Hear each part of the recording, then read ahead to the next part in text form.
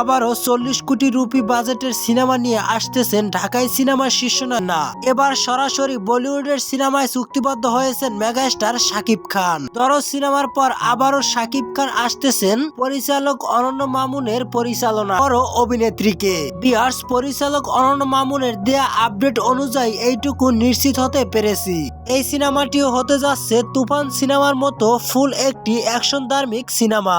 এখানে 95% টেকনিশিয়ানই থাকবে সাউথের। এই সিনেমাটি গল্প লেখা ও লোকেশন রেকির কাজ অলরেডি শেষ হয়েছে। এই বছরে জুন মাসে শুরু হবে এই সিনেমাটির শুটিং। জানা যায় এই সিনেমাটির সম্পূর্ণ শুটিং হবে মুম্বাই এবং আমেরিকায়। এই সিনেমাটির বাজেট হতে যাচ্ছে 40 কোটি রুপি। আরো থাকবে 3টি রোমান্টিক সং, যেখানে সুপারস্টার শাকিব খানের বিপরীতে এবারও দেখা যাবে বলিউডের কোনো বড় একজন অভিনেত্রীকে। ভিউয়ার্স, পরিচালকের কথা অনুযায়ী সবকিছু ঠিকঠাক থাকলে জুন মাসের প্রথম সপ্তাহে শুরু হবে এই সিনেমাটির শুটিং।